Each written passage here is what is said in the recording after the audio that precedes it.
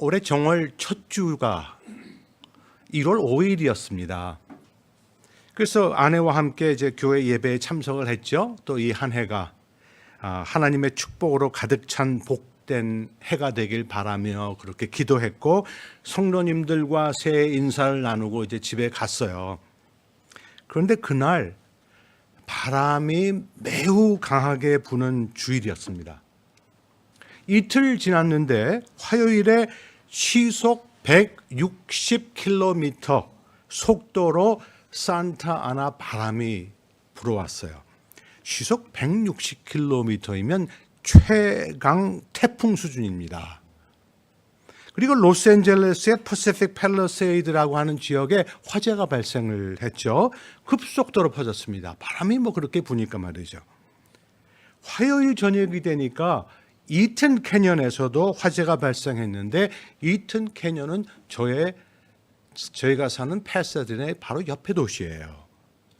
그래서 그날 밤 저는 TV 앞에 붙어서 눈을 뗄 수가 없었어요. LA에서 엄청나게 화재가 난 것에 대해서 한국 뉴스에도 굉장히 크게 보도가 됐었죠. 다 끄떡끄떡 하시는 거 보니까 미국에 대해서 관심이 많으신 분들 같아요. 네. 우리 집 현관 지붕을 덮고 있던 두 개의 대단히 크고 무거운 플렉시글라스 유리판이 강풍을 견디지 못하고 부서져 날려서 도로로 그냥 대동강을 젖혔습니다. 차에 부딪혔든지 사람에게 부딪혔으면 아주 큰일이 날 뻔했었어요. 매우 무거운 유리판인데 다행히 아무런 인명피해가 없었습니다. 그날 밤 전 밤에 잠을 제대로 잘 수가 없었어요. 수요일 아침 일찍 깨어나서 TV 뉴스를 켰습니다. 상황이 악화됐죠. 화재 통제 불능. 급속도로 화재가 번졌습니다. 제 휴대전화로 적색 대피 경고를 제가 받았어요. 저보다 제 아내가 훨씬 잠을 잘 자거든요. 예, 아주 제 아내는 그래서 행복한 사람인데, 아내는 아직 잠들고 있었어요. 그래서 조심해서 깨우고, 상황이 심각한데 더 악화되면 대피해야 할 수도 있다고 설명을 했어요. 그리고 우리 부부 각자 캐리언 가방 하나씩만 챙기자고 서로 얘기를 했습니다. 오는 주일, 그러니까 1월 12일에 로스앤젤레스에 있는 어느 교회에서 클레먼트 신학대학원에 장학금을 주겠다고 받으러 오라고 그랬어요. 교회에 가야 되니까 대피할 상황이 오면 대피해서 집에 못 들어오죠. 그러니까 와이셔츠, 양복, 정장, 넥타이 그리고 구두를 차에 챙겨뒀습니다. 그리고 2월 한국을 방문하기로 돼 있었는데 서울 정동 제일교회에 전해주겠다고 약속했던 아펜젤러 선교사에 관한 역사적 자료가 이렇게 있었어요. 그 박스들도 갖다가 차에 실었어요. 그 위급한 순간에 캐리언 가방을 보면서 제가 질문을 하는 겁니다. 이 조그만 가방에 뭘 넣지? 그 수요일 아침 알타디나라고 하는 또 페사드나의 바로 북쪽인데 말이죠. 거기에 사는 제 비서가 80대가 돼 있는 노부모와 함께 대피한 사실을 알게 됐어요. 이튼 캐년과 페사디나 바로 옆 도시가 알타디나인데, 알타디나도 엄청난 피해를 입었습니다. 이제 더 이상 남의 일이 아니에요. 제 비서의 어머니는 치매를 앓고 계신데 가족 모두 대피해서 그분들이 다니는 교회의 친교실에 가서 쉬고 있더라고요. 그래서 너무 딱해서 저희 집으로 오라고 불렀어요. 그래서 저희 집에서 먹고 자고 하루 반을 그렇게 지난 후에 그 다음날 늦게 호텔로 이제 들어가셨어요. 그분들은 자신의 알테디나 집이 불타버렸는지 아직도 그대로 알지도 못하는 채 2주 넘게 그러고 호텔에서 지냈어요. 그러고도 몇 달이 지나서 집에 가볼 수 있게 됐죠. 그 사람들의 심정은 또 어떻겠습니까? 저는 상담심리학 철학 박사 학위를 받았는데 그 학위 과정 중에 어떤 수업에서 배운 내용에 대해서 기억이 났어요. 가상적 상황을 설정해 두고 가치 명확화를 돕기 위해 활동을 하는데 비슷한 질문을 합니다. 대피해야 할 어떤 상황을 설정해서 참가자들에게 알려줘요. 그리고 짐 싸야 될 항목들 20몇 가지를 주고서 이 항목들을 중요하다고 생각하는 순서대로 정리를 해서 목록을 만들라는 겁니다. 그리고 생각할 시간 15분을 줘요. 15분 안에 무슨 짐부터 챙길 것인지 목록을 만드는 겁니다. 그리고 나중에 우리가 그 목록을 자세히 살펴보면 우리가 우리 삶에서 무엇을 가장 중요시 여기는지를 알 수가 있다는 거죠. 그런데 지난 1월 화재는 시뮬레이션 가상적 상황이 아니라 실제였지 않습니까? LA 화재로 인해서 9만 명 이상이 대피를 했습니다. 제가 속한 교회의 교인 중에서도 퍼시픽 팰리세이드 사는 사람들이 여러 분 계셨는데 그분들 중 몇 분의 집이 전소했어요. 제 친구 목사가 거기 살고 있는데 친구 목사의 딸 셋이 다 퍼시픽 팰리세이드 살아요. 세 딸 집이 다 타버렸습니다. 대피해야 했던 가정도 많이 있었습니다. 1월 로스앤젤레스에 발생한 화재로 24명이 목숨을 잃었어요. 이건 완전한 재앙 아닙니까? 산불이 많이 진화됐을 때에 나중에 저는 이런 대피 상황에서 무엇을 챙겨야 할지 온라인 검색을 해봤어요. 그러니까 구글이 저한테 가르쳐 주는 겁니다. 이럴 경우에는 3일분 식량과 물, 약품, 옷, 여분의 안경, 여분의 자동차 열쇠, 신용카드, 현금, 구급상자, 화장지, 손전 등 여분의 배터리가 있는 배터리 구동 라디오. 요새 구동 라디오 듣는 사람이 어디 있어요? 그런데 셀폰 타워가 잘못되면 구동 라디오가 필요하다 이거죠. 출생증명서 및 여권과 같은 중요한 문서를 챙기라고 해요. 그리고 또 반려동물이 있으면 반려동물들을 위한 충분한 식량과 물 3일치입니다. 그리고 휴대할 수 있는 귀중품, 가족 사진, 대체할 수 없는 기념품, 컴퓨터, 충전기가 있는 휴대전화 등등을 챙기라고 권장을 해요. 이런 상황에 여러분들이 부닥쳤다면 여러분 무엇부터 챙기시겠어요? 여러분 집에 무슨 보물이 있으십니까? 저희 부부는 20년 넘게 패세디나 큰 집에서 살았어요. 그러니 얼마나 많은 것을 축적했겠습니까? 대피해야 할 경우를 대비해서 캐리언 가방 2개의 짐을 싸려고 하는데 뭐를 먼저 어떻게 넣어야 될지 어떻게 결정을 합니까? 이 실존적 질문을 정면으로 마주하는데 마치 엘리야가 하나님과 마주했을 때 하나님이 질문하시는 것 같았어요. 엘리야야, 내가 어찌하여 이곳에 있느냐? 하나님께서 제게도 그렇게 물으신 겁니다. 내가 어찌하여 여기에 있느냐? 서둘러 짐을 싸는데 이 질문이 제 마음속에 울려 퍼지는 겁니다. 이 순간이 나중에 생각해 보니까 신성한 하나님을 만나는 순간이었다는 것을 나중에 비로소 제가 깨달았어요. 선지자 엘리야가 하나님의 말씀을 선포하는데 많은 사람들은 받아들이려고 하지 않았습니다. 그래도 하나님을 섬기려고 엘리야가 그렇게 애쓰지 않았습니까? 엘리야의 목에 현상금이 걸리니까 할 수 없이 엘리야가 도망쳐 산에 숨었죠. 그래서 엘리야는 고립됐고 절박했거든요. 그래서 하나님, 모두가 나를 죽이려 하는데 나는 혼자입니다라는 불평 같은 그런 기도를 했어요. 하나님은 엘리야에게 산 위에 서라고 지시를 하셨습니다. 맹렬한 바람이 너무 강하게 불어 산을 갈라놓고 바위를 부쉈지만 하나님은 그 바람 속에 계시지 않았다라고 오늘 성경 말씀에 되어 있어요. 큰 지진이 있었지만 하나님은 그 지진 속에 계시지 않았습니다. 그리고 엄청난 산불이 지나갔어요. 그런데 하나님은 산불 속에서도 계시지 않았어요.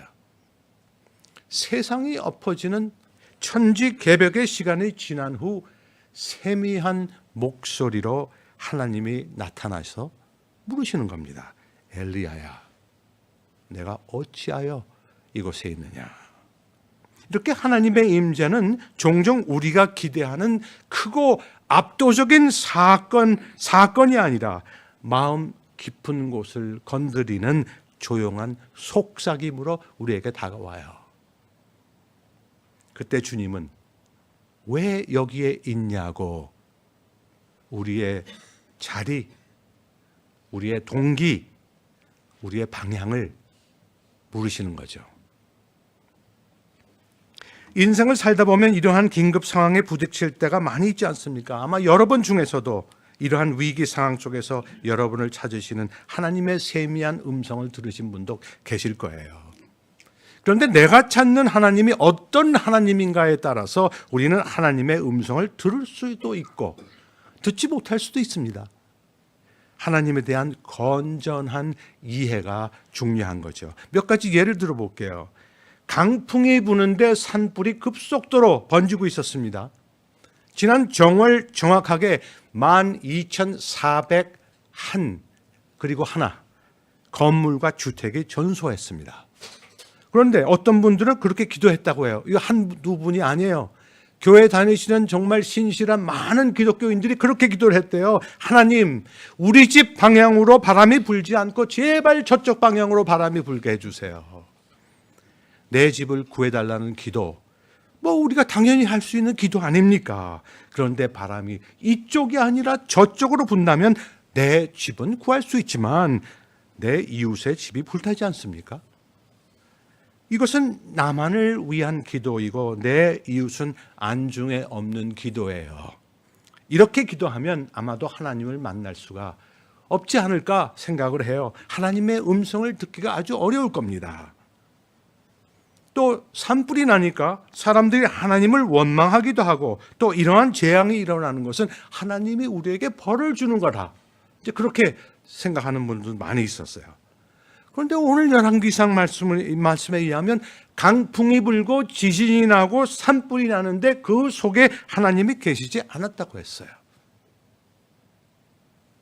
이 내용은 하나님께서 그런 천지지변을 일으키셔서 우리를 벌하는 하나님이 아니라는 겁니다.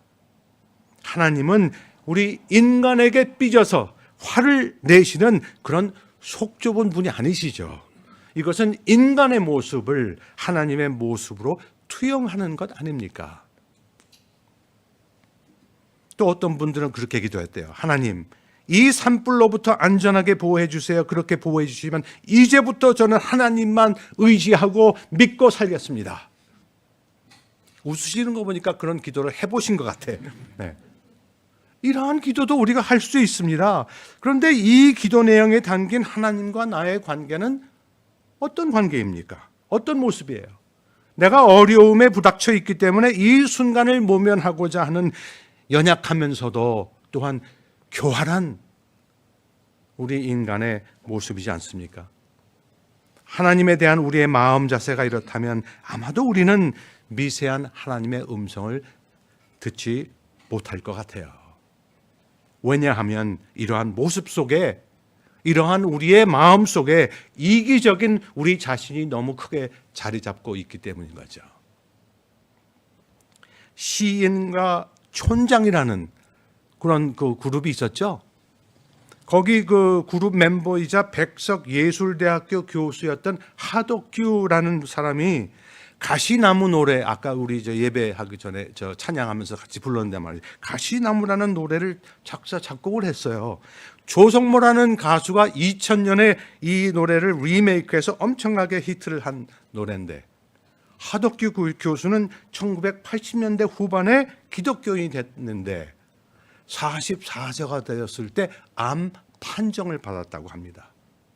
그 투병 과정에서 깨달음을 얻고 2006년 미국에서 선교학을 전공하고 2010년에 워싱턴 DC에서 침례교 목사 안수를 받았대요, 이분이. 그래서 제가 그 가시나무 그 가사를 좀 찾아봤습니다. 이런 내용이 나와요. 내 속엔 내가 너무도 많아. 당신의 쉴 곳 없네. 내 속엔 헛된 바람들로 당신의 편한 곳 없네. 내 속엔 내가 어쩔 수 없는 어둠, 당신의 쉴 자리를 뺏고 내 속엔 내가 이길 수 없는 슬픔, 무성한 가시나무 숲 같네. 내 속에 헛된 바람으로만 가득 차 있으면 하나님이 들어오실 수 있는 공간이 없습니다. 나를 비워야만 하나님의 세미한 음성을 들을 수 있을 거예요. 나를 비운다고 하는 것은 나에 관한 생각, 내가 원하는 것들, 나의 성공 또는 나의 욕심만을 충족하는 삶을 살지 않는 거죠. 당연히 내가 원하는 것, 나의 성공을 달성하는 것, 이 모든 것도 중요합니다. 그런데 나의 성공이 나와 내 가족만 잘 먹고 잘 쓰고 잘 누리기 위한 것이라면 이건 우리가 크리스찬으로서 좀 다시 한번 생각해 봐야 할 그런 문제이지 않습니까? 하나님을 만나 하나님의 음성을 듣기 원한다면 우리 삶의 가치관이 바뀌는 그런 변화를 추구할 수 있어야죠. 나 중심의 삶을 사는 것이 아니라 나와 내 이웃의 관계, 그리고 우리가 모두 속해 있는 이 사회가 좀 더 풍요하고 좀 더 정의로운 그런 사회가 되도록 만드는 것이 중요하지 않습니까? 저는 목사와 학자로 평생 살았기에 서재의 책이 무진장 많습니다. 그 책들 중에는 비싸고 아주 귀중한 책들도 많아요. 이 책을 캐리언 가방에 어떻게 담습니까? 생각을 해보세요. 몇 권으로 된 무거운 결혼 사진도 있습니다. 몇 권으로 되어 있어요. 제 아내와 저는 결혼한 후에 결혼 앨범을 한 번도 같이 열어보지 않았어요. 정월 화재 대피를 준비하면서 결혼 앨범은 챙기지 말자고 다행히 쉽게 합의를 봤습니다. 아니 생각해 보세요. 아내가 나이가 들어가지만 나이가 들수록 저렇게 이쁜 아내의 실물을 보지 왜 옛날 사진을 보고 있어요? 아멘입니다. 네. 제 아내는 보석 기중품을 많이 가지고 있지 않습니다. 아마 결혼하기 전에 샀던 오래된 명품 가방이 몇 개 있지만 그것도 챙기지 않더라고요. 이렇게 저렇게 캐리언 가방 2개를 챙겨서 자동차 트렁크에 갖다 실어 넣었죠. 화재를 겪은 후에 저는 느끼고 배워서 내린 결론들이 있어요. 그리고 이제 제 소유물들을 정리하기 시작했습니다. 저 혼자 그런 게 아니라 제 아내와 같이 그렇게 하기로 됐어요. 신학교 교수, 목사, 학자로서 43년을 살아왔는데 그 많은 책들, 그 책들을 이제 제자들에게 나눠주고 있어요. 어떤 책들은 중고품 책방으로 보내죠. 또 많은 책을 재활용 박스에 넣어서 많이 버렸습니다. 집에서 쓰지 않고 있는 물건들을 팔기도 하고 남에게 주기도 해요. 비싸게 구매했지만 사용하고 있지 않은 사운드 시스템을 무려 70불에 팔았습니다. 내가 사용하고 있지 않은 것을 누군가가 싼 값에 구매해서 사용하고 있다는 생각에 그러고 주고 나니까 말이죠. 기분이 좋아요. 내가 소유한 많은 것들이 있는데 내가 사용하고 있지 않은 물건들이 얼마나 많습니까? 내 소유한 것, 지난 2년, 3년, 5년, 10년이 지나도 한 번도 쳐다보지 않는, 한 번도 사용하지 않는 그런 물건들이 많지 않습니까? 내 소유한 것, 내 속에 많은 것들을 비우기로 결심을 하고 지금 행동으로 옮기고 있어요. 그러면서도 계속 깨닫는 것은 나는 아직도 순환할 수 있는 소유가 너무 많다는 거예요. 아직도 책이 많이 남아 있습니다. 옷도 너무 많아요. 신발도 너무 많아요. 사용하고 있지 않는 기기와 장비들도 너무 많습니다. 우리 대부분 다 저를 포함해서 말이죠. 많은 사람들이 이게 돈 주고 산 건데 하는 생각에 아까워서 누구에게 주지를 못하고 있는 거죠. 1월 산불을 지난 후에 제 삶의 중요한 목표 중 하나는 나의 소유물 중 사용하고 있지 않은 그 많은 것들을 남에게 줘서 순환한다는 거예요. 다른 사람이 사용할 수 있고 즐길 수 있고 유용하게 쓸 수 있는 것이라면 주자는 거예요. 미국 속담에 그런 말이 있습니다. You only have what you have given away. 이 단어가 굉장히 쉬운 단어들로 되어 있는 문장인데 한국말로 번역하기 조금 까다로워요. 이렇게 번역을 했습니다. 내가 다른 사람에게 준 것만이 남는다. 내가 다른 사람에게 준 것만이 남는다. 이건 사심 없이 관대하게 나누어주는 삶에 대한 그런 삶에 대한 성찰을 시사하는데, 여기서 사람의 행동과 기여는 그들이 남기는 유산을 만드는 것 아닙니까? 나의 소유물을 사용하고 활용될 수 있는 것으로 만들기 위해서 우리가 행동으로 옮기지 않는다면, 하나님의 입장에서 생각을 해보면 말이죠, 그것들은 그저 방치되고 아무런 목적도 달성하지 못하는 무용지물인 거예요. 그래서 무용지물이 유용지물이 되게 하기 위해서는 우리가 가지고 있는 소유한 많은 것들을 나눠줘야 한다는 겁니다. 여러분, 이것들이 물건에만 국한된 것은 아니지 않습니까? 나의 소유, 나의 재산, 나의 물건, 나의 재능, 나의 시간도 남을 위해 자꾸 줘야 한다는 거예요. 하나님은 오늘 성경 말씀에서 우리에게 뭘 갖고 있느냐고 묻지 않으세요. 우리가 뭘 소유하고 있는지 묻지 않으세요. 왜 여기에 있느냐를 물으세요. 우리의 신앙, 우리의 사역, 우리의 생업의 동기가 무엇인지 점검을 하게 만드는 그런 질문이라 생각을 해요. 위급 상황에서 우리는 본능적으로 내 것을 지키는 일에 몰두를 합니다. 근데 이번에 절실히 저는 깨달았거든요.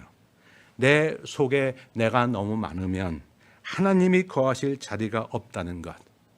우리 집에 꽉 차 있는 서랍들, 한 번도 열어보지 못한 앨범, 쓰지 않는 책과 기기들, 이러한 것들이 쌓이면 쌓일수록 하나님의 세미한 음성을 묻혀버린다. 하나님의 세미한 음성을 묻혀버린다는 그것을 깨달았습니다.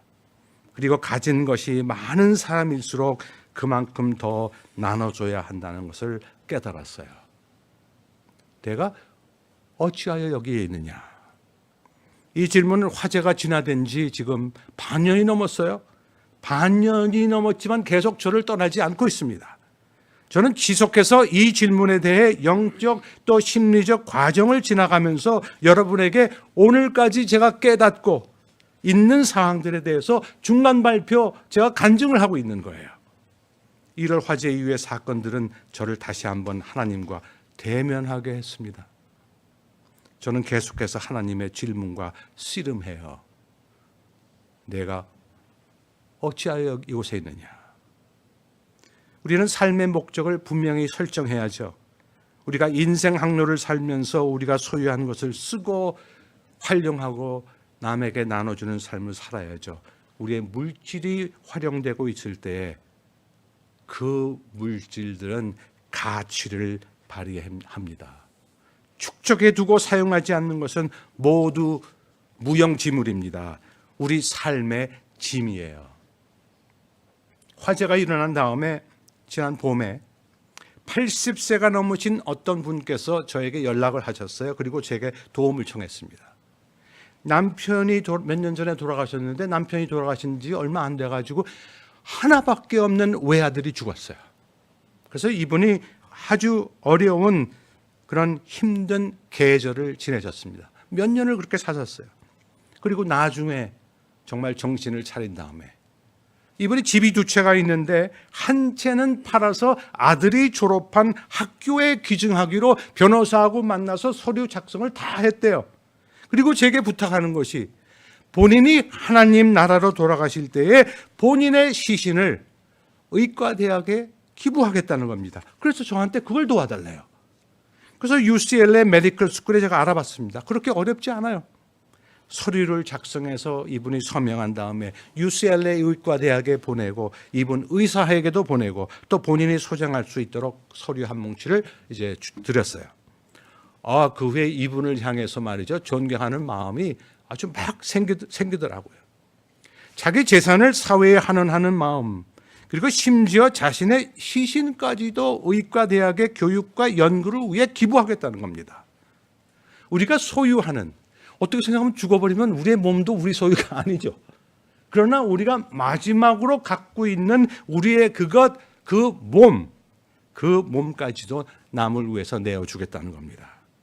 이것을 있는 그대로 간직해서 매장을 하면 썩어서 흙이 되어 버리겠지만, 이것을 남에게 주어서 활용을 하면 누군가에게는 의사가 되고자 하는 공부하고 있는 사람들의 그 연구 배우는 과정을 위해서 배움의 도구가 되지 않겠습니까?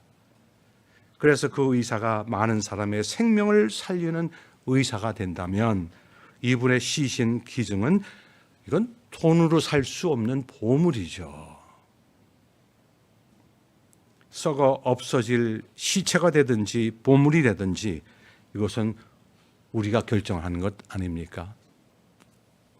우리는 소유한 것이 너무 많다는 것, 내 안에 너무 많은 바람이 있어 하나님이 계실 자리가 없다는 것, 그래서 우리는 우리가 가진 것을 남을 위해 많이 내어주고 내 안을 비워야 합니다. 관대함으로 사심없이 헌신하는 삶을 우리가 살아서 후대를 위해 남기는 신앙의 유산을 축적해 가야 돼요. 이렇게 제가 얘기를 하면서 그런 또 생각이 들더라고요. 내가 가진 거, 쓰지 않는 것, 그거 남들에게 주는 게 뭐가 그렇게 대수롭냐. 그래서 제 아내와 제가 함께 기도하면서 그런 대화를 요새 나누고 있어요. 그러면 그것보다 훨씬 더 중요하고 귀중한 것도 우리가 남에게 나눠줘야지. 그래서 로스앤젤레스에 소망 소사이티라고 하는 그런 그룹이 있어요.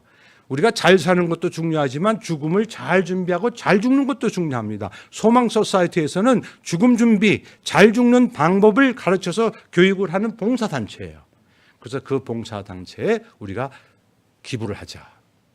우리가 클레먼트 신학대학원 학교에 기부를 하자 하는 결정을 하고 준비를 하고 있어요. 그리고 교회 공동체로 살아간다는 것은 이렇게 서로 주고 서로 사랑하고 서로 환대하고 서로 격려하고 서로 지지하는 것 아닙니까? 말 한마디도 좀 더 관대하게 하고 서로를 좀 더 존중해지고, 이렇게 주일날 만나서 헤어질 때는 또 아쉬워하는 그런 신앙의 공동체가 되어야 하겠죠. 그래서 여러분 과천 영광교회 여러분들이 또 저와 함께 이러한 삶을 살고 이러한 공동체를 만들어 갈 수 있기를 우리 주 예수 그리스도의 이름으로 간절히 기원합니다. 네, 다 같이 우리 조용히 기도하겠습니다.